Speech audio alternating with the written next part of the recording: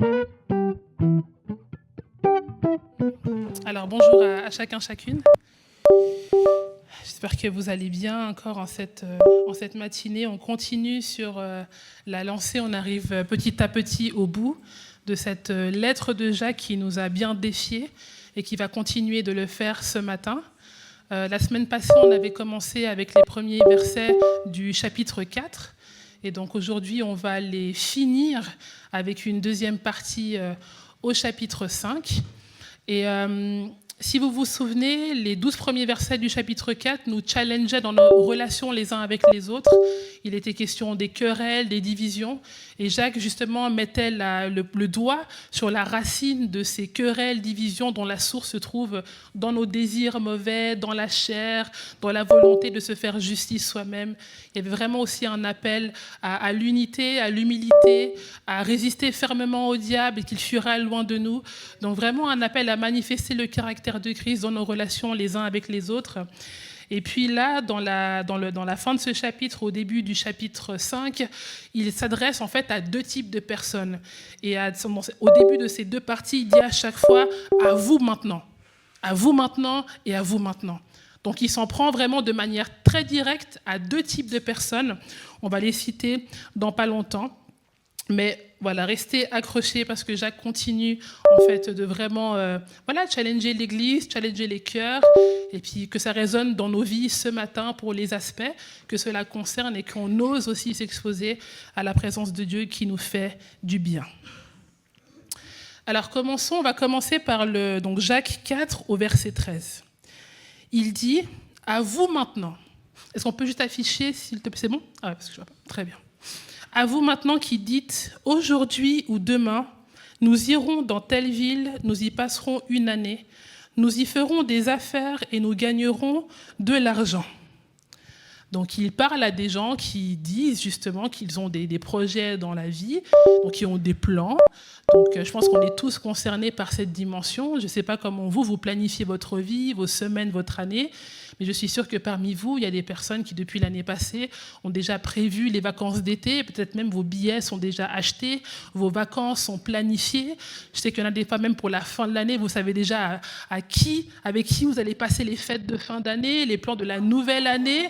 Des fois, il y a des projets sur 2, 3, 5 ans. On fait des objectifs, des fois, dans 5 ans, là où je me vois, dans 10 ans, dans 15 ans. On fait des objectifs, des fois, très serrés. Et donc, ce n'est pas forcément mauvais. Mais ce à quoi s'attarde ici Jacques, c'est une pensée qu'il prévoit, et c'est, en tout cas, ce que j'avais reçu en méditant sur ces versets, c'est vraiment la pensée cartésienne.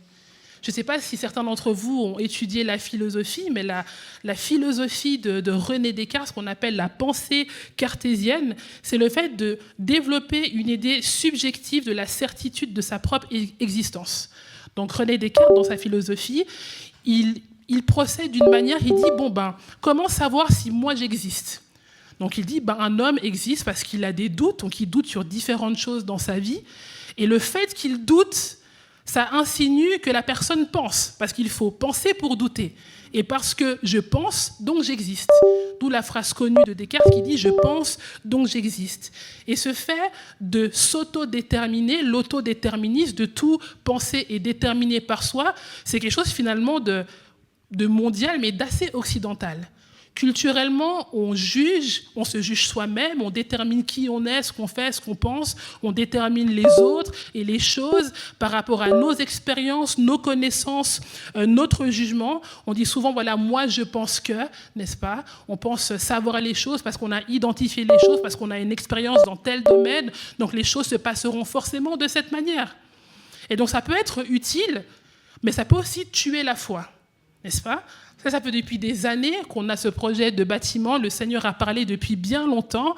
Et d'année en année, on vit des défis, mais on avance petit à petit. Et des fois, ça peut être troublant. Des fois, on se dit, vu comment ça se passe, c'est certainement que ça va se passer comme ça.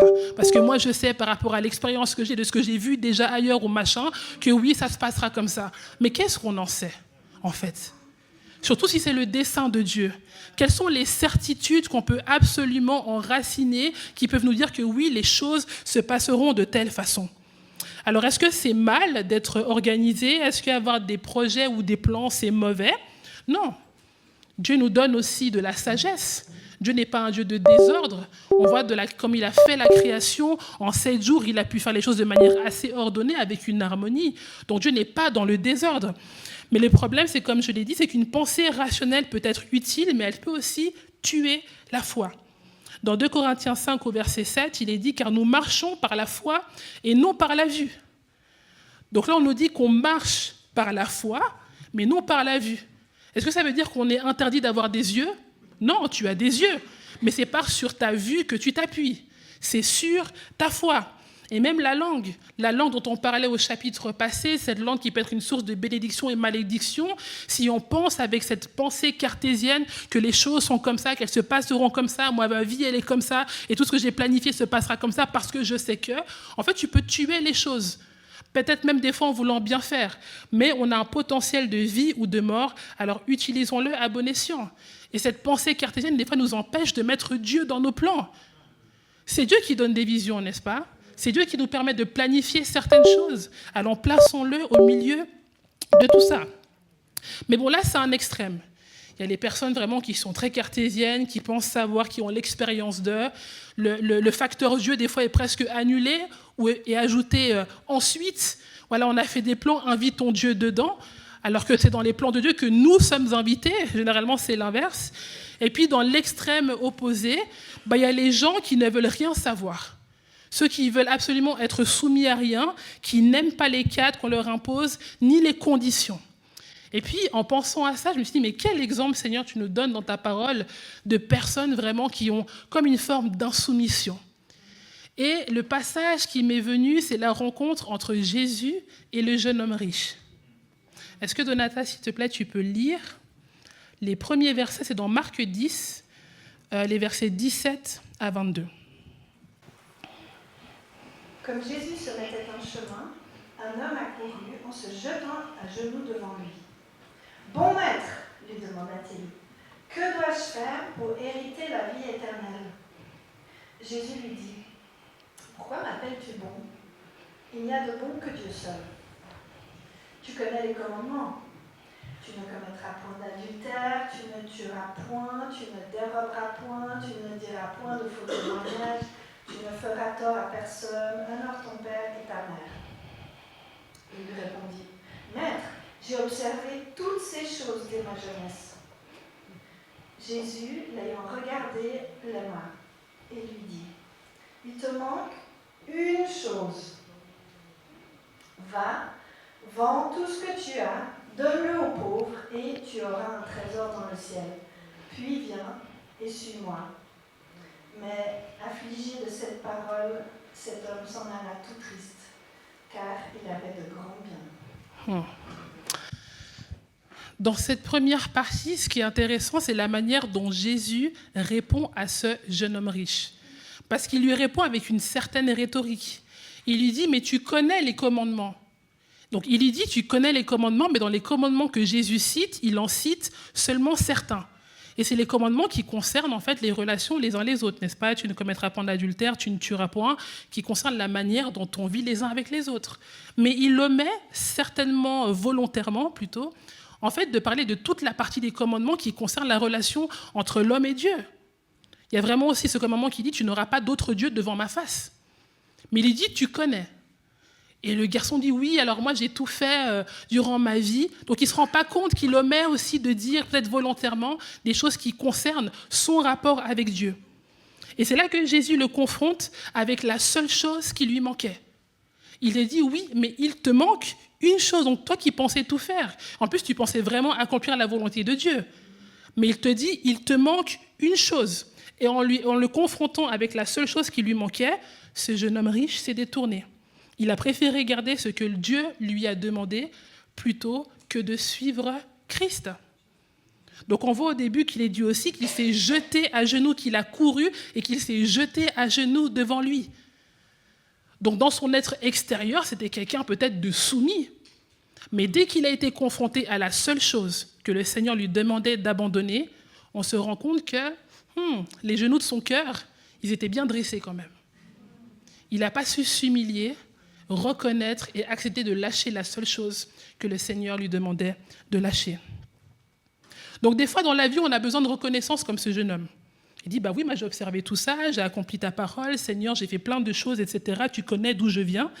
Mais peu importe d'où ces choses viennent ou d'où leurs sources viennent, disons, Dieu viendra toujours nous chercher sur les choses que nous ne faisons pas. Des fois, on pense que ce qu'on amasse d'accomplissement dans la volonté de Dieu, c'est ça qui va nous qualifier. Mais souvent, Dieu nous confronte sur les choses que nous ne faisons pas. Et tant qu'on ne cède pas à ce qu'il demande, en fait, on peut tourner en rond. Des fois, pendant des années, il dit, voilà, moi, Seigneur, je te sers, je prie pour des gens, il se passe des choses, je donne mon argent aux pauvres, etc. J'ai fait plein de choses. Mais ça fait depuis des années que Dieu te demande une chose que tu ne veux pas. De lâcher une chose à laquelle tu tiens. Pour lui, c'était l'argent des grands biens. Peut-être pour nous, c'est d'autres choses. Mais Dieu, comme on l'a vu aussi par les passages précédents, il résiste aux orgueilleux. Et c'est une forme d'orgueil.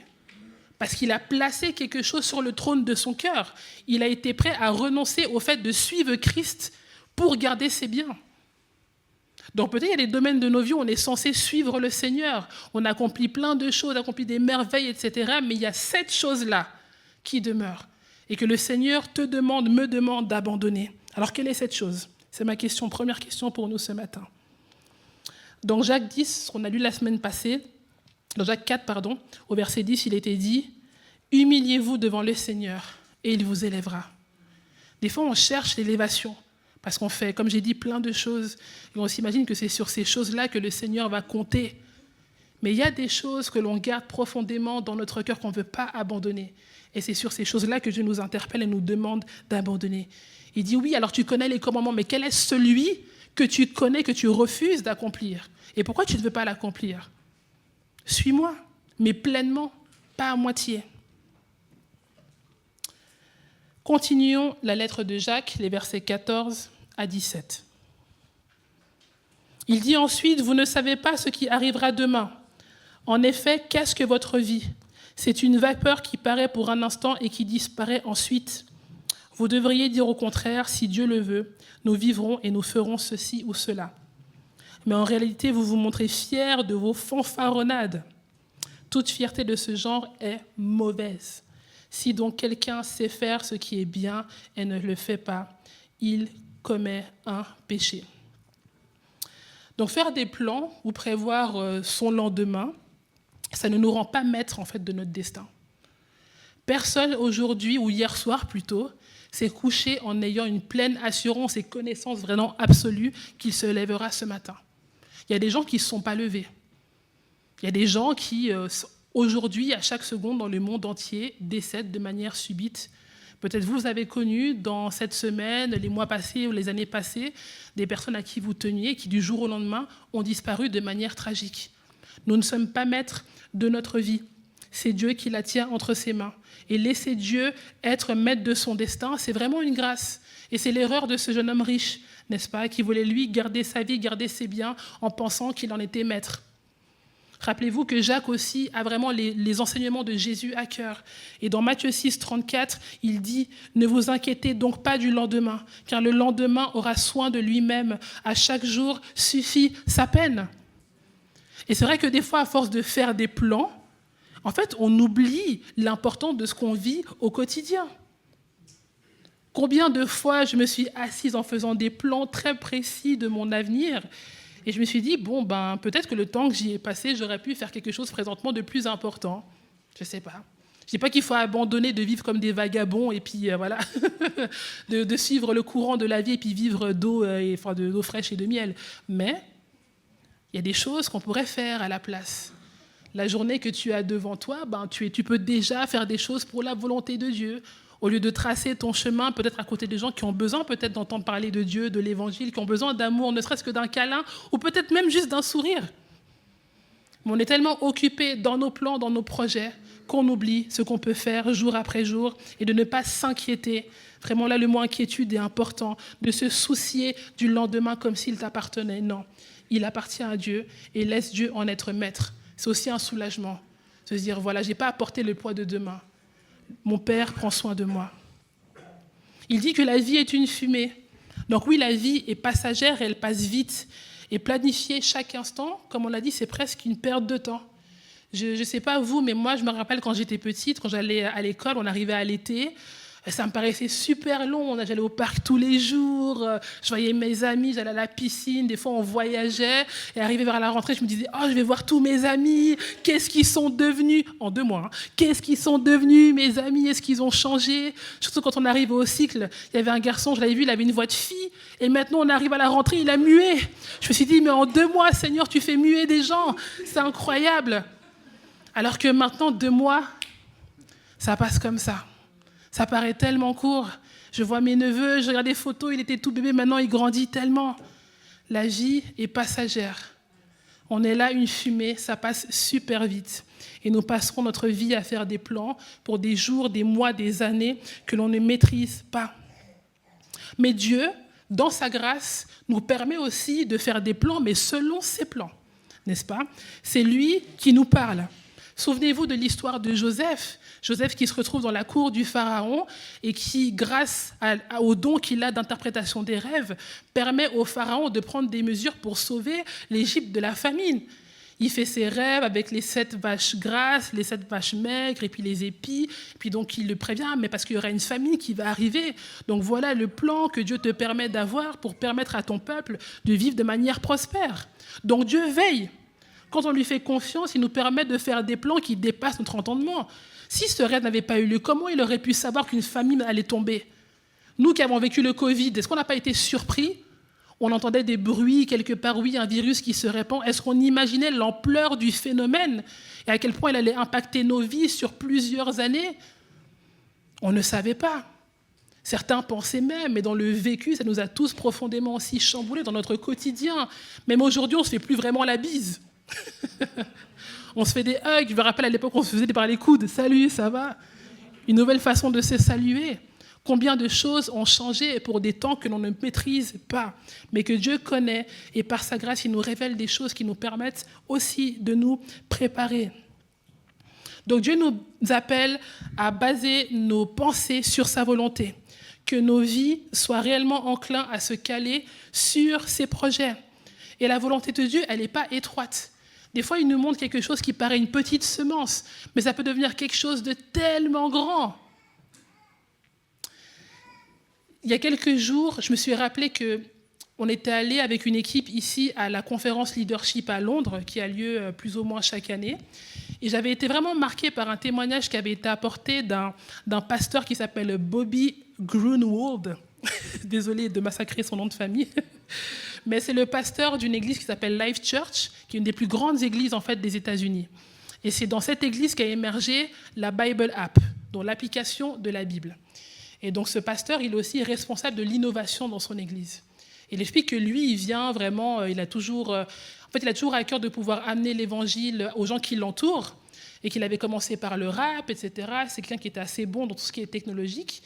Et il voulait trouver une solution pour que la Bible soit plus accessible. N'est-ce pas? Il avait ça à cœur et puis il ne savait pas comment faire. C'était au début aussi de tout ce qui est un peu téléphone, tout ça. Les gens commençaient à plus consommer leur téléphone portable. Et puis, il réfléchit, puis un jour, dans un aéroport, il dit que c'est en 2006, il reçoit vraiment le nom d'une plateforme qui allait s'appeler YouVersion. Quand vous ouvrez l'application de la Bible, c'est marqué YouVersion. Donc, dans un aéroport, en 2006, il reçoit le nom. Le Seigneur lui dit, voilà, il faut que tu crées un site internet qui sera à disposition de qui voudra bien pour avoir régulièrement différentes versions de la Bible, approfondir la parole de Dieu. Donc tout feu, tout flamme, il reçoit ça, il rentre, il en parle à son leadership, ils mettent ça en place et pendant 1 année, ils travaillent d'arrache-pied et ils mettent en place ce site internet. Immense échec. Ils sont les seuls dans la communauté à utiliser le site internet. Puis il se dit, mais c'est pas normal. On a travaillé, on n'avait même pas de ressources, Dieu a pourvu, on crée un site, et maintenant il y a un échec. Il se dit, bon, heureusement, ils ont eu l'humilité de se rediriger. C'était à l'époque où Apple commençait à avoir l'Apple Store, donc à mettre des applications en place, puis ils se sont dit, ah, mais ce serait bien qu'on mette ça plutôt sur un téléphone. Vu que les personnes sont moins sur leurs ordi, ça marcherait mieux sur un téléphone. Et donc il dit, est-ce que quelqu'un dans l'église, en fait, sait faire une application? Donc il trouve un jeune homme de 19 ans, qui est fan de Apple, et il dit, bah, moi, je peux le faire. Du coup, ce garçon décide de faire une application avec une petite équipe. Et l'année suivante, en soumettant aussi le projet à Apple, ils font partie des premières applications qui ont été mises à disposition sur les téléphones Apple. Ils ont mis en place ça un jeudi. Et le dimanche, il y avait 83 000 téléchargements. Ils étaient là, mais waouh! OK. Alors là, et ça, c'était en 2008. Et j'ai regardé, on est presque 20 ans après, 850 millions d'utilisateurs pour une vision reçue comme ça dans un aéroport. Vous voyez? Est-ce qu'ils avaient forcément le plan d'une application? Non, c'est en chemin. Peut-être toi, tu as vraiment une vision que Dieu t'a montrée, peut-être dans 10 ans, tu seras là-bas. Mais il ne t'a pas dit le chemin. Là, tu dis, mais ça n'a rien à voir, Seigneur. Ce que je fais là, ça n'a rien à voir. Tu ne sais pas. Tu ne sais pas ce que Dieu amagasine pour ton caractère, pour les gens que tu dois rencontrer, pour t'amener là où tu dois aller. Et quand bien même tu n'as pas de vision dans 10 ans, le simple fait d'écouter le Seigneur jour après jour te fera demeurer dans sa volonté. C'est sûr et certain. Eux, ils n'avaient pas vraiment la vision d'une application. Il avait juste à cœur que la Bible soit accessible. Est-ce qu'il s'imaginait que des dizaines d'années après, peut-être la majorité d'ici ait cette application dans son téléphone? On l'a presque tous, cette application. Est-ce qu'il nous connaît? Non. Gloire à Dieu. Dieu fait de grandes choses. Et quand on l'écoute, il nous fait cheminer petit à petit, il nous surprend. Et c'est par l'obéissance aussi par laquelle ces choses se passent. Donc globalement, dans cette première partie, Jacques parle à des personnes qui sont dans le contrôle, qui ont une pensée ultra rationnelle, qui vivent et analysent les choses uniquement par leur volonté, par leur expérience et qui souhaitent maîtriser leur vie. Et c'est ça, c'est le propre aussi de l'orgueil, c'est ce qui fait générer l'orgueil dans les cœurs. Un orgueil qui nous pousse à contrôler nos vies, mais aussi à nous en vanter. C'est quand on contrôle nos vies, on s'en vante. Bah, moi, j'ai fait ça, tu sais, je fais telle formation, et puis après, j'ai fait ça, après, je suis allé là-bas, et puis tu vois, après, on a fait ça avec l'équipe et tout. Waouh, OK, excuse-nous. Mais c'est terrible. Où est la gloire de Dieu là-dedans? Dieu n'a pas pour but que tu sois connu, mais qu'il soit connu. Donc des fois, on dit qu'on est chrétien, mais on fait que se vanter de ce qu'on a fait, de comment on a opéré, c'était incroyable. Mais c'est pas toi. Et tu le sais en plus, mais tu fais comme si tu ne savais pas. C'est pas bien, arrêtons. Mais l'humilité est une qualité qui se démontre dans notre dépendance à Dieu. Alors faisons-lui confiance et le Seigneur se glorifiera. Amen. On va passer au chapitre 5 pour les quelques versets qui nous restent. J'avais une question. On va faire un exercice, ok? Alors fermez vos yeux.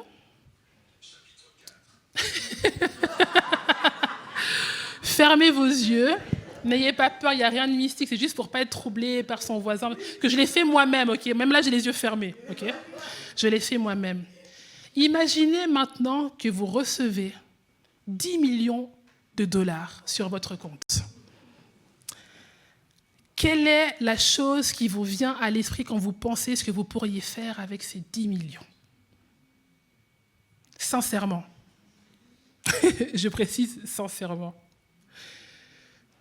Vous pouvez ouvrir vos yeux. Moi, quand j'ai fait cet exercice, la première chose que j'ai vue, je me suis vue à la plage. Franchement, j'étais déçue de moi-même. Je pensais que j'allais voir un orphelinat ou voilà, quelque chose au niveau éthique, voilà, qui plaît au Seigneur.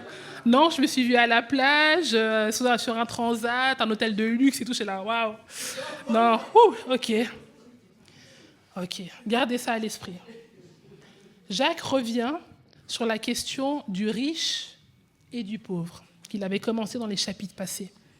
Il commence par dire « À vous maintenant les riches, pleurez et gémissez à cause des malheurs qui viendront sur vous. Okay. Vos richesses sont pourries et vos vêtements sont rongés par les mites. Votre or et votre argent sont rouillés, et leur rouille s'élèvera en témoignage contre vous et dévorera votre chair comme un feu. » C'est violent, hein? Vous avez amassé des trésors dans les derniers jours. Donc, les richesses dont il est question ici, en tout cas les riches plutôt dont il est question ici, sont des personnes qui s'attachent à ce qu'ils possèdent. Et là, on peut être tous concernés, hein. Peut-être qu'on n'a pas 10 millions dans notre compte, n'est-ce pas? Mais si on regarde par-delà le monde, on fait quand même partie de la population. qui est la plus riche. Si tu as un toit sur ta tête, que chaque jour tu peux manger, que tu as l'éducation accessible, que tu peux recevoir des soins de manière abordable, tu vis dans une forme de richesse. Et il ne suffit pas d'être riche pour être attaché à ses biens. Il y a des gens, des fois, qui vivent très modestement, mais qui peuvent être très matérialistes, qui aiment, aimer les belles choses, c'est une chose, mais y être attaché. Donc, ce n'est pas seulement le problème pour Dieu, ce n'est pas forcément d'être riche, c'est d'être vraiment attaché à ses biens. Et puis, il dit ensuite, vous amassez des trésors dans les derniers jours. Juste avant, il dit que votre vie est une fumée. Et là, il dit dans les derniers jours. Donc, alors que le Christ est sur le point de revenir, toi, ta préoccupation, c'est d'être riche et d'amasser encore des biens. La Bible nous dit aussi qu'après la mort vient le jugement. Tu ne sais pas si demain ta vie peut s'arrêter, mais toi, tes préoccupations, tu fais des plans, tu vas être de plus en plus riche. C'est ça qui te préoccupe, alors que le Christ revient bientôt. En réponse à ça, alors qu'il a toujours les enseignements de Jésus à cœur, on voit que dans Matthieu 6, il est dit « Ne vous amassez pas des trésors sur la terre, où les mythes et la rouille détruisent et où les voleurs percent les murs pour voler. Mais amassez-vous des trésors dans le ciel, où les mythes et la rouille ne détruisent pas et où les voleurs ne peuvent pas percer ni voler. » Donc nous sommes encouragés à vouloir amasser des trésors pour le ciel. C'est une bonne chose si on arrive à développer une certaine qualité de vie sur Terre, mais que ce ne soit pas notre priorité. Et il fait un parallèle qui est assez intéressant. Ils disent les richesses que les voleurs convoitent. Il dit que ce que tu convoites, c'est ce que convoitent les gens qui sont dans le péché. Donc toi, tu convoites des choses charnelles comme les gens qui sont conduites par la chair, quitte à voler.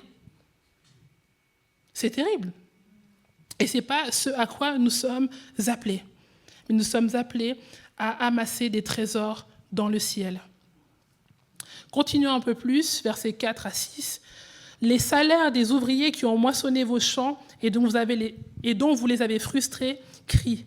Et les cris des moissonneurs sont parvenus jusqu'aux oreilles du Seigneur des armées. » Du Seigneur des armées. « Vous avez vécu sur la terre dans les plaisirs et dans le luxe, à la plage, Vous avez rassasié votre cœur comme le jour de la boucherie. Vous avez condamné, tué le juste sans qu'il vous résiste. » Donc là, Jacques, il prend la défense des pauvres. Donc il dit justement que, en fait, dans son époque, il y avait des... Parce que là, il parle à des chrétiens, il ne parle pas à des gens, il parle à des chrétiens. Donc il y a des riches chrétiens qui, au travers de leur business, se faisaient de l'argent sur le dos des autres. Et les termes qu'il emploie, que les cris sont montés jusqu'à l'Éternel des armées, ça fait notamment référence au peuple hébreu, n'est-ce pas ? Qui a été libéré d'Égypte. Moïse a été mandaté pour libérer le peuple hébreu qui vivait dans l'esclavage en Égypte. Le pharaon et tout son gouvernement se faisaient beaucoup d'argent et de biens sur le dos des Hébreux. Dans Exode 3, quand Moïse a son appel, il dit « L'Éternel dit, j'ai vu la souffrance de mon peuple qui est en Égypte et j'ai entendu les cris qu'il pousse devant ses oppresseurs. Oui, je connais ses douleurs. » Et là, il parle d'un oppresseur qui ne connaît pas Dieu. Mais là, Jacques s'adresse à des chrétiens qui oppressent d'autres chrétiens.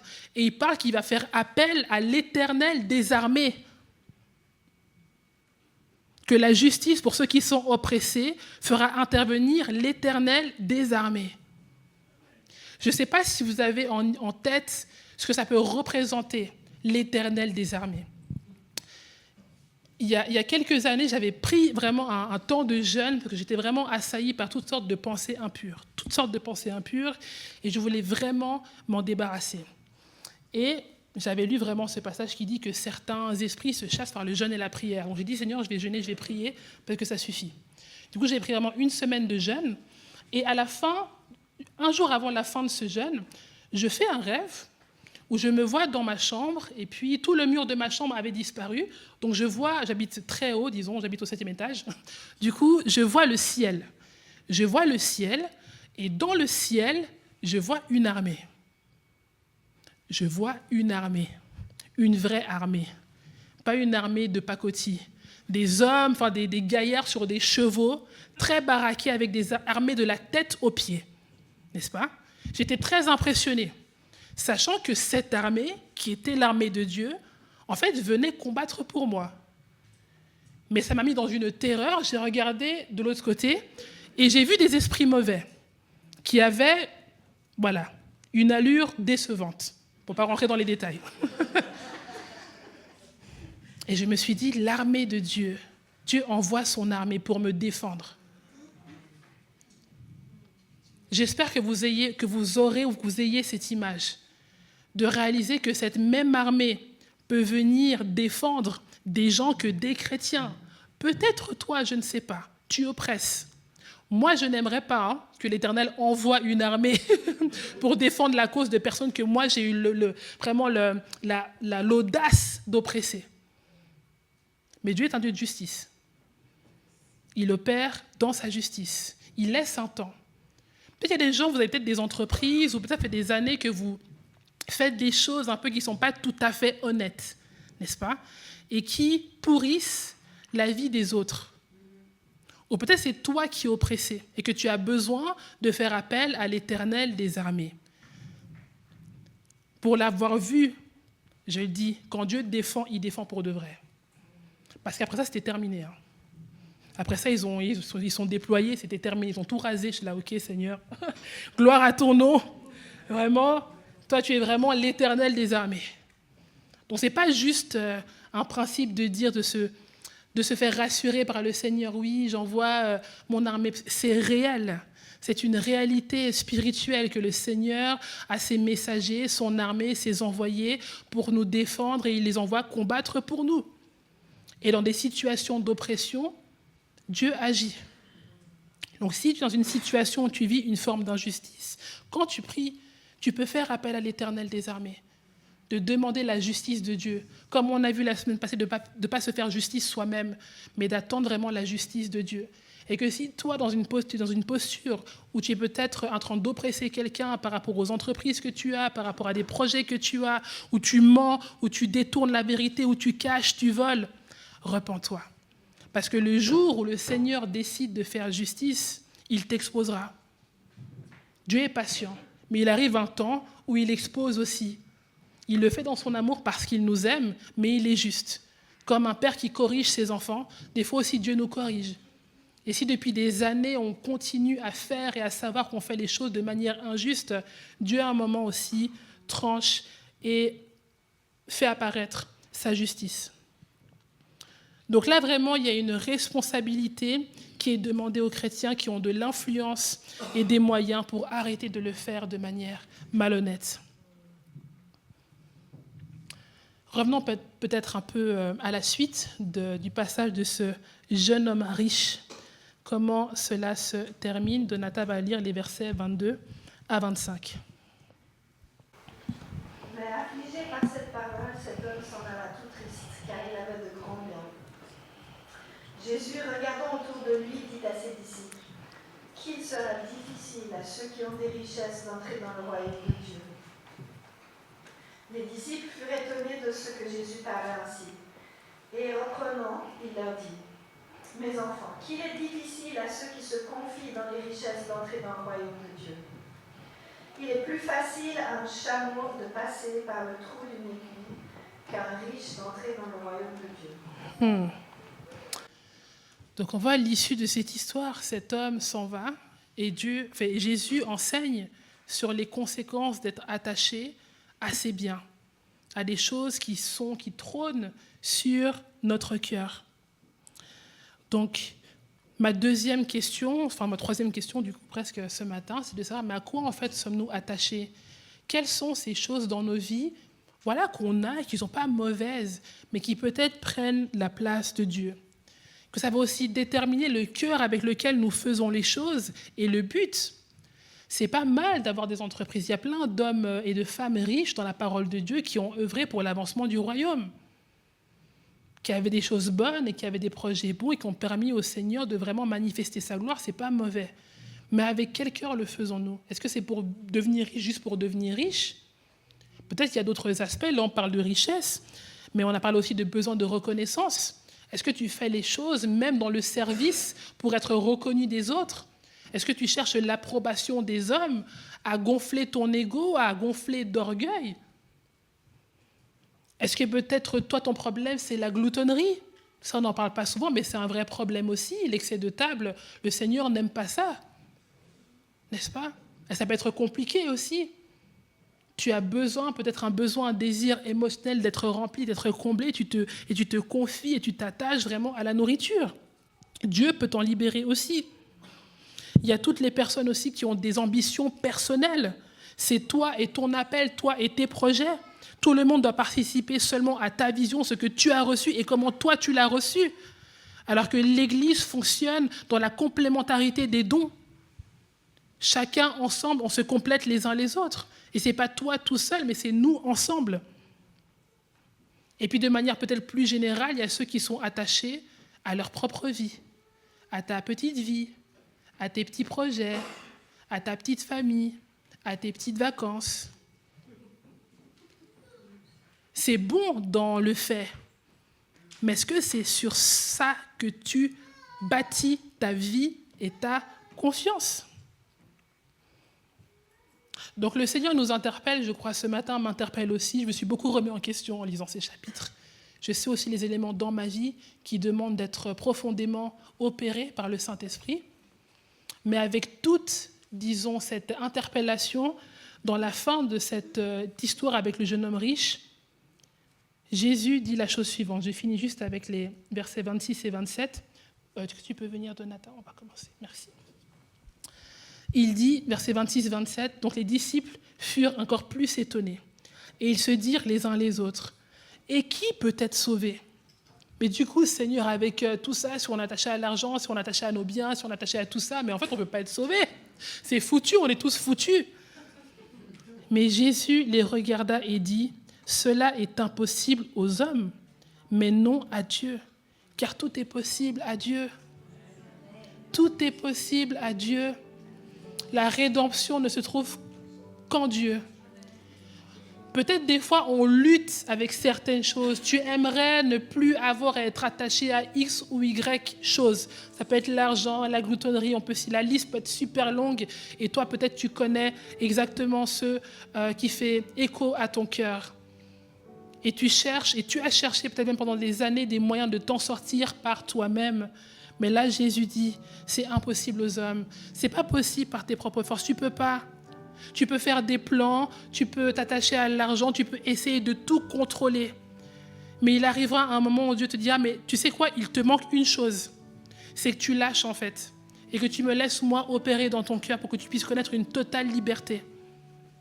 Amen. Donc Dieu fait grâce. Et en appelant à la repentance, il promet aussi la délivrance. Ce jeune homme riche est parti. Mais toi, tu n'es pas obligé de partir, c'est un choix. On a tous le choix. De dire, Seigneur, oui, moi j'abandonne, je laisse, j'ai trop lutté, j'ai trop voulu, j'ai trop cherché, mais là, j'en peux plus. Et je m'abandonne juste entre tes mains. Fais ton opère en moi. Amène-moi vraiment à compter que sur toi. Peut-être toi, au travers de la reconnaissance, en fait, tu cherches l'amour. Ce n'est pas forcément que tu cherches à être reconnu des hommes, mais peut-être que tu n'as jamais été reconnu, peut-être même par tes propres parents, et que depuis des années, tu fonctionnes en allant d'emploi en emploi, d'engagement en engagement, en recherchant à être reconnu. Mais ce qu'il te faut, c'est l'amour. Et il n'y a que l'amour de Dieu qui peut te combler.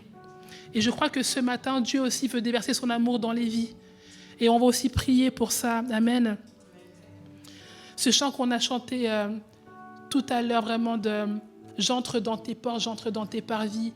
Je crois qu'il y a vraiment un appel vraiment à se dire, mais oui Seigneur, en fait, toi tu es toujours venu me chercher. Et tu es venu sur terre, tu as tout accompli. Moi, ce matin, c'est moi qui veux faire le pas. D'entrer dans ta présence. De dire, Seigneur, je lâche, j'abandonne. Je reconnais ta majesté, ta souveraineté sur ma vie. Tu es le maître de ma vie. Il n'y a aucun homme, Seigneur, qui domine sur moi. C'est toi qui domines. Je te fais confiance à toi, à tes projets, à tes plans, à ma destinée, à tout, Seigneur. Je ne comprends pas tout. Je n'ai pas de plan pour 10 ans. Mais chaque jour, je vais être à l'écoute de ta voix. Amen. Est-ce qu'on peut se lever ensemble? Alléluia. Et je veux vraiment appeler de manière solennelle, vraiment, toute personne qui se sent vraiment concernée par ce qui a été partagé, quel que soit le domaine. Si après tu as besoin de prière, de peut-être confesser quelque chose, il y a des frères et sœurs, le leadership, on est là aussi pour t'écouter, pour t'accompagner. Mais vraiment, je t'invite à t'avancer devant, à faire ce pas vers moi, je ne peux rien pour toi, mais à t'avancer vers Jésus, à faire ce pas de foi, de dire voilà Seigneur, je lâche. Seigneur, je lâche. J'ai trop voulu contrôler. J'ai toutes ces pensées, Seigneur, qui me poussent à raisonner trop sur ton plan, sur ce que tu veux faire, Seigneur. Mais j'abandonne, Seigneur. J'entre dans tes portes, dans tes parvis, dans ta présence, Seigneur, pour que tu viennes me transformer, Seigneur. Alléluia. Alléluia, Seigneur. Seigneur, merci pour ta présence au milieu de nous, Seigneur. Merci parce que tu es un Dieu d'amour, Seigneur, et que tu sais venir nous chercher, Seigneur, là où nous avons besoin, Seigneur. Seigneur, merci pour nous tous, Seigneur, qui reconnaissons qu'il nous manque une chose, Seigneur. Cette chose ou ces choses que nous n'arrivions pas à abandonner, Seigneur. Alors, Seigneur, que mes frères et sœurs se sont avancés, Seigneur. Je sais vraiment que tu reçois, Seigneur, ce pas de foi et cette décision de s'abandonner entre tes mains, Seigneur, avec joie. Seigneur, avec joie, Seigneur, avec miséricorde, Seigneur. Seigneur, et je prie que dans nos vies, tu prennes toujours la première place, Seigneur. Oui, Seigneur, on l'a dit qu'on veut abandonner vraiment tout désir d'être reconnu par les hommes, d'être reconnu par les autres, Seigneur. Mais je prie vraiment que ton amour vienne combler nos cœurs, que ton amour vienne combler nos vies, Seigneur. On n'a besoin que de toi, Seigneur. Tu connais nos vies. On fait des plans, on planifie des choses, Seigneur. Mais nos vies ne sont que fumée. On ne sait pas de quoi demain sera fait, Seigneur. À chaque jour suffit sa peine. Mais toi, aujourd'hui, tu nous interpelle, Seigneur, afin de te faire confiance. Et nous avons cette certitude que toi, tu révèles les choses cachées. Tu nous demandes même de t'invoquer et que tu répondrais, que tu nous révélerais les choses cachées, les choses que nous ne connaissons pas encore, Seigneur. Et c'est à toi qu'on veut se remettre. Seigneur, je prie qu'on puisse aussi renoncer, Seigneur, à toute parole qui tue la foi, Seigneur, qui tue les projets, Seigneur, qui annonce sans qu'on se rende compte, Seigneur, des projets de malheur, Seigneur. Mais oui, nous voulons croire pour les projets dans la communauté ici, le nouveau bâtiment, Seigneur. C'est ton projet, c'est ton plan, c'est ton église, Seigneur. Et nous voulons honorer cela pour nos vies aussi les uns les autres, Seigneur, de pouvoir se bénir, s'honorer, Seigneur, reconnaître l'œuvre que tu fais dans la vie de chacun, Seigneur, et arrêter le pessimisme, Seigneur, arrêter de détruire, mais que nous puissions bâtir par nos paroles, des paroles de foi, de bénédiction, Seigneur, des paroles qui amènent la vie, Seigneur, au nom puissant de Jésus-Christ. Alléluia. Alléluia, Seigneur. Viens te répandre dans les vies. Seigneur, viens combler là où il y a des besoins, Seigneur. Tu connais, Seigneur. Et tu nous laisses le choix de lâcher prise et de te laisser totalement les rênes de nos vies, Seigneur. Alléluia. Alléluia. Est-ce qu'on peut acclamer le Seigneur? Amen. Amen. Amen. Alléluia. Amen. Dernière peut-être parole que j'avais reçue. Je vous bombarde de versets, mais c'est la parole de Dieu. Dans Proverbe 3, les versets 5 à 12, il est dit « Confie-toi en l'Éternel de tout ton cœur et ne t'appuie pas sur ton intelligence. Reconnais-le dans toutes tes voies et il rendra tes sentiers droits. Ne te prends pas pour un sage. Crains l'Éternel et détourne-toi du mal. Cela apportera la guérison à ton corps et un rafraîchissement à tes os. Honore l'Éternel avec tes biens et avec le premier de tous tes produits. Alors tes greniers seront abondamment remplis et tes cuves déborderont de vin nouveau. Mon fils, ma fille, ne méprise pas la correction de l'Éternel et ne sois pas dégoûté lorsqu'il te reprend. Car l'Éternel reprend celui qu'il aime, comme un père l'enfant qui a sa faveur. Amen. Amen. Juste pour dire, Jay était là cette semaine pour la conférence JC 2033 qui parle de la résurrection. Il y avait plus de 200 personnes de par le monde qui étaient là pendant 3 jours à l'espace humain. Et Jay était un des participants. Et ce matin, il est là avec nous pour un témoignage. Et il est pasteur dans une église à Calgary, au Canada. Merci beaucoup d'être avec nous ici, Jay. Merci beaucoup, pasteur. Je m'appelle Jayanta, j'habite au Canada. That's it. Merci beaucoup, merci beaucoup. My name is Pastor Jay and I live in Calgary in Canada. Donc, mon nom est Pasteur Jay et j'habite à Calgary au Canada. And we have two languages, official language, French and English. Au Canada, nous avons deux langues officielles, anglais et français. Twice a year, I get documents from the tax company to file tax in French and in English. Et quand il faut remplir des documents officiels, on peut les faire en anglais ou en français. But we don't speak, we only read. Donc, mais on ne parle pas le français, parfois on le lit. I'm very grateful to be here with the pastor and all of you today in this church. Je suis très reconnaissant d'être là parmi vous ce matin avec le pasteur et vous tous. I'm very blessed to hear from the pastor today when she said, everything is possible with God. J'étais très béni ce matin lorsque j'ai entendu Sidi qui disait « Tout est possible à Dieu ». I'm going to tell you a story about what was possible for God for my life when the world thinks that is completely impossible. Et je vais vous raconter une histoire de ce que Dieu a fait qui était possible pour Dieu, mais qui est totalement impossible pour les hommes. The doctor said it was impossible. Les médecins ont dit que c'était impossible. The nurses said it was impossible. Les infirmières ont dit que c'est impossible. The medical science said it was impossible. La science médicale disait que c'était impossible. But in God's eye, it was possible. Mais aux yeux de Dieu, c'était possible. I am married to my wife, beautiful wife. She's a nurse in a hospital. Je suis marié à ma femme, qui est une magnifique femme et qui est infirmière à l'hôpital. And I have 3 boys. J'ai 3 garçons. I call them notorious boys. Je les appelle. The first one is 23 and he is studying his engineering on 3rd year, computer engineering. L'aîné a 23 ans et il étudie les sciences dans l'informatique. And the second one is in grade 12 and the third one is grade 10.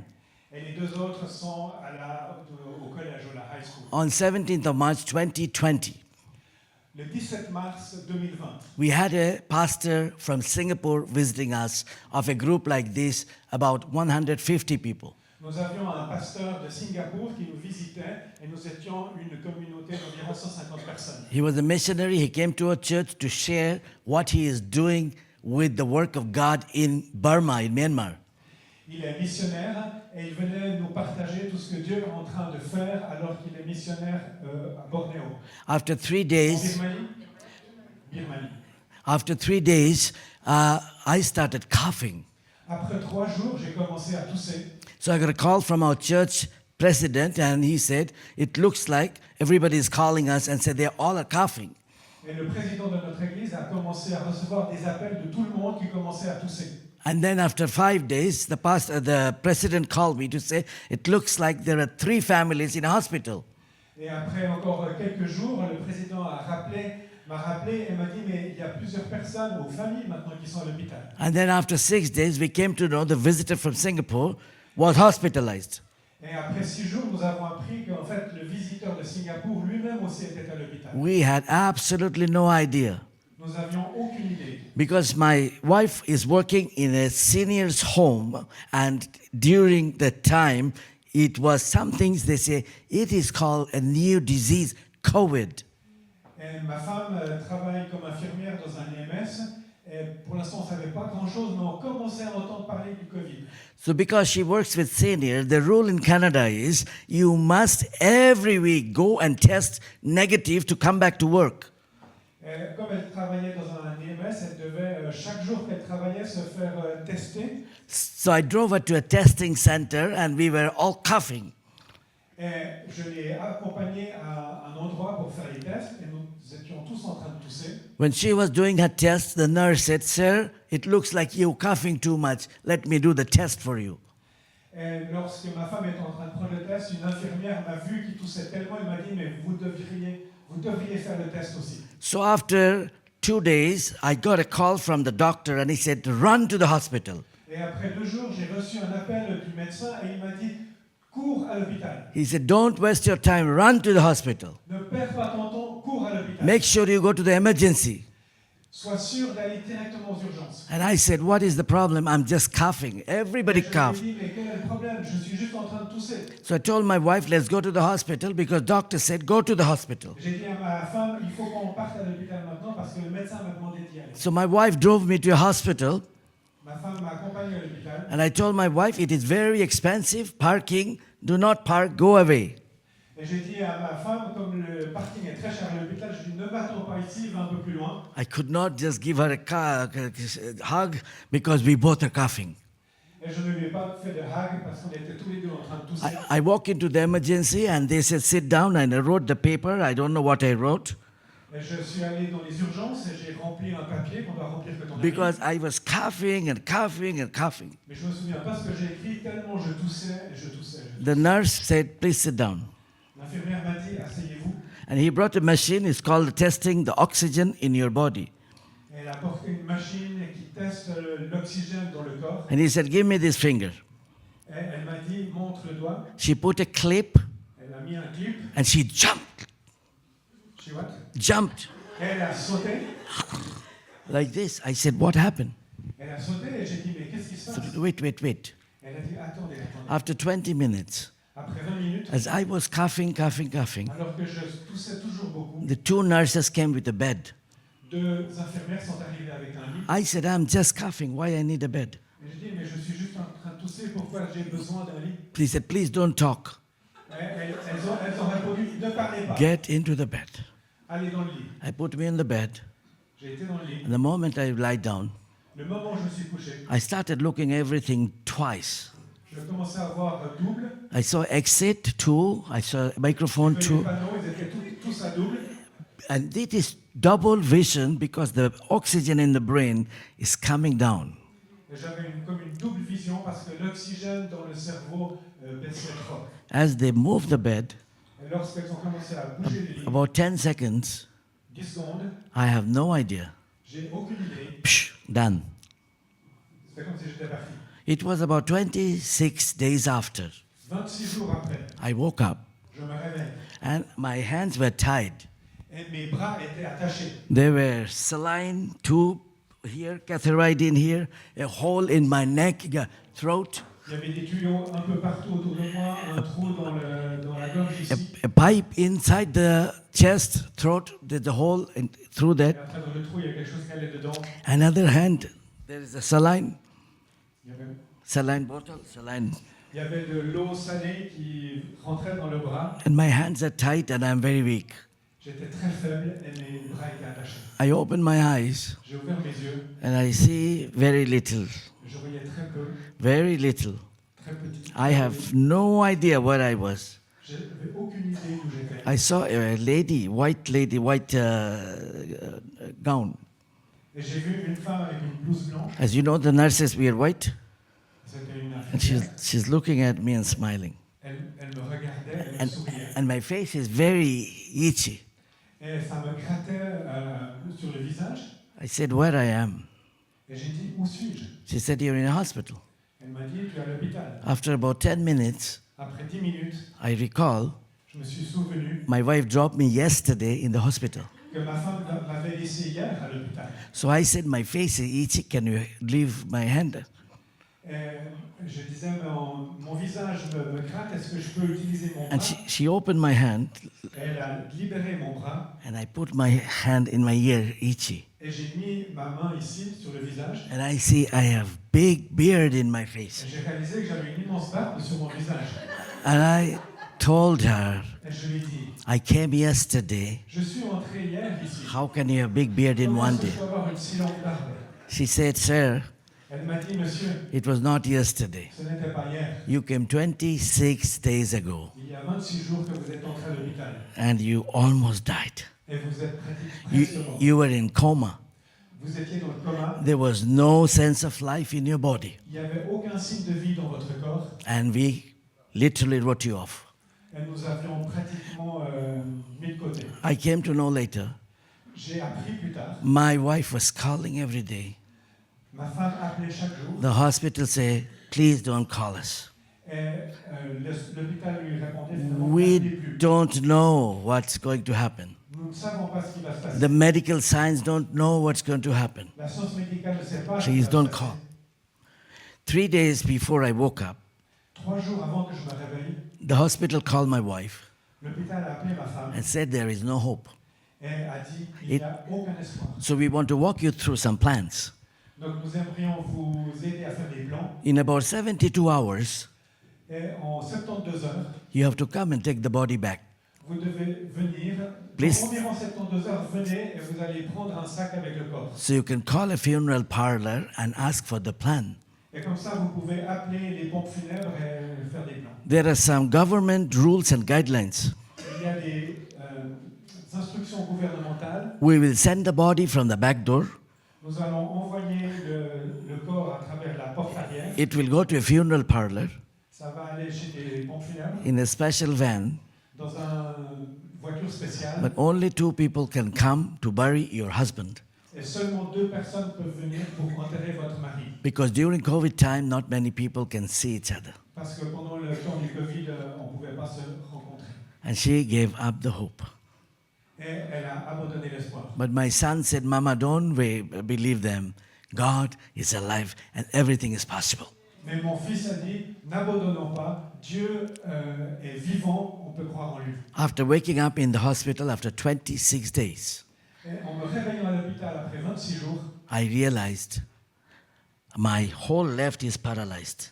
j'ai réalisé que tout mon côté gauche était paralysé. I can't lift my hand. Je ne pouvais pas lever mon I bras. cannot eat. Je ne pouvais pas manger. I cannot sit. Je ne pouvais pas m'asseoir. I cannot go to washroom. Je ne pouvais pas aller aux toilettes. Even if I want to go washroom, at the mercy of the nurse because she have to wear the vest, tie, the garment. Et simplement pour aller aux toilettes, l'infirmière qui m'aidait devait être complètement habillée et recouverte. Half an hour to come, half an hour to go. Il fallait une demi-heure pour aller jusqu'aux toilettes, une demi-heure pour revenir. 1 hour project if you want to go to the washroom. 1 heure de projet pour aller aux toilettes. I asked God. J'ai demandé à Dieu. There is nothing I can read, nothing I can talk because there is nothing is allowed in the hospital. Je ne pouvais pas lire, je ne pouvais pas parler, il n'y avait rien. Only one small window, no television, no phone, Pas de télévision, nothing. des petites fenêtres. Because I don't have a charger. I walked in with a coat and a phone. The phone is dead. J'étais entré à l'hôpital avec mon téléphone car avec la batterie. I je ne savais asked plus quand je me suis God- réveillé, je ne pouvais rien faire. I asked God, why me? Et j'ai dit à Dieu, pourquoi moi? I am a pastor. Je suis pasteur, I pray. je prie, I lead people to Christ. je conduis des gens à Christ. I believe that Jesus is the only Savior. Je crois que Jésus est le seul sauveur. Why me? Pourquoi moi? There are many people who are full of sin in their life, but why me? Il y a tellement de gens qui sont pleins de péchés. Et pourquoi moi? But let me tell you, Laissez-moi vous dire. I got reminded from a book of John, chapter 9, verses 1 to 4. Je me suis rappelé de Jean 9, 9, les versets 1. 1, 2, 3, 4. Les 4 premiers versets de Jean 9. 2 disciples of Jesus was walking with Jesus, 2 disciples marchaient avec Jésus. and a blind man was sitting. Et il y avait un homme aveugle qui était And one disciple said to Jesus, he's blind because he is a sinner. Et un des disciples a dit, cet homme est aveugle parce que c'est un pécheur. And the other disciple said, no. Not only he is sinner, his father and mother is sinner. Et l'autre disciple a dit, non, c'est pas ça, mais son père et sa mère sont des pécheurs. And that's why he's born blind. C'est pour ça qu'il est né aveugle. Jesus stopped both the disciples. Jésus a arrêté ses 2 disciples And the Bible says, et la Bible and dit, Jesus said, Jésus a dit, he is born blind. il est né aveugle So the work of God is testified. pour que le royaume, pour que l'évangile soit proclamé. And that was it. Et c'était ça. In prayer, Dans la prière, through that verses, avec ce verset, God told me that everything is possible for me. Dieu m'a dit, tout est possible pour moi. And I want you to leave because there are work that is not finished and I want you to finish. Et je veux que tu vives parce qu'il y a du travail Go- qui n'est pas terminé. Go tell the world Va et dis au monde that Jesus is alive, que Jésus est vivant, that everything is possible, que tout est possible that I used you. et que je t'ai utilisé. I made you as an experiment to tell the world that I can even bring back people to life who is 26 days. Tu as vécu dead. une expérience et au travers de 26 jours où tu es dans le coma, tu es revenu à la vie et cette expérience, elle va... You see, the doctor called my wife to say, it is done, go for the funeral. Les docteurs avaient appelé ma femme pour dire c'est fini, préparez-vous aux pompes funèbres. But God in His mercy told everyone in the world, even today standing, that everything is possible for Him. Mais Dieu, dans sa grâce, veut dire au monde que tout est possible pour lui. My dear church, you're looking at a man who is supposed to be in a graveyard. Chaque église, vous regardez un homme qui est supposé être dans une tombe. But today you're looking the same person standing here preaching that God is love and He make you free. Mais aujourd'hui, vous regardez un homme qui I love the name of your church, et qui libère. Evangelical Free Church of Geneva. Et qui peut prêcher cela dans l'église libre à Genève. You are free. Vous êtes libre. I am free Je suis libre. because someone paid the price. Parce que quelqu'un a payé le prix. And you're free. Vous êtes libre. I have only 10 minutes. I finished 8 minutes. I got 2 more minutes. J'ai 10 minutes, donc il m'en reste encore 2. My dear church, Chère église, I never knew sitting in a hospital one day I will be in Geneva. je ne savais absolument pas que, étant à l'hôpital, un jour je serai à And Genève. I will be in a French church and talking about that everything is possible with God. Et je suis venu dans une église qui dit tout est possible à Dieu. Let me tell you something. J'aimerais vous dire quelque Go and chose. start looking at your life, your body, your brain, your nerve, your blood. It is such a beautiful thing. You are a creation in His own image. Vous êtes fait à l'image de Dieu. Vous êtes créé. Tout en vous est magnifique. Tout ce qui se passe dans votre corps est magnifique. Touch your heart with your hand. Touchez votre cœur avec votre main. It's pumping. Vous sentez le cœur bouger. Every pump is a gift of God. Chaque pompe est un don de Dieu. And He gave a gift, His only begotten Son. Et il l'a donné à son fils bien-aimé. So His love can pump me and you and the world. Et que l'amour de Jésus peut être comme une pompe en moi. And we can go and say, Et nous pouvons aller dans le monde. there's no other name but the name of Il n'y Jesus a aucun autre nom que le nom de Jésus that can heal you, qui va vous guérir, love you, qui vous aime and gave His life for you. et qui a donné sa vie. My dear church, I want to finish here and tell you, J'aimerais encore finir avec ceci. you are living with a purpose life.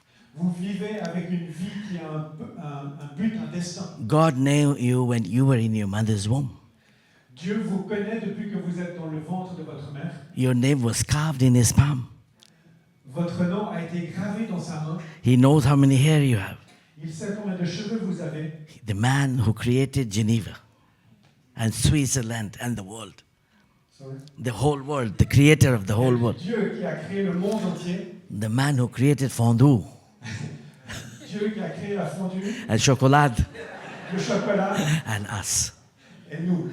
We want to tell you, my dear church, today, J'aimerais encore vous le dire, chère Église, aujourd'hui, you are living with a purpose. vous vivez avec un but. Today, this morning, Ce matin, aujourd'hui, there were 150,000 people did not wake up. il y a 150 000 personnes qui ne se sont pas réveillées ce matin. They die in cancer, in diabetes, in malnutrition, in hunger. De toutes sortes de maladies, du cancer, du diabète, de la mauvaise nutrition. But you woke up Mais vous êtes réveillés. because you came here to listen to me and to listen to your own Et vous story. êtes venus pour m'écouter, pour écouter Sylvie. Go and tell your story. Allez et racontez votre histoire. And this is my story, this is my song, Ça, c'est mon histoire. praising my Savior Et c'est mon psaume qui all Dieu the day long. tous les jours de ma vie. God bless Swiss and Switzerland. Que Dieu bénisse la Suisse. And God bless the Free Church, Evangelical Free Dieu Church. bénisse l'Église évangélique libre. And God bless you. Que Dieu vous bénisse. We want to see you again. Amen. Amen. Amen. Thank you very much.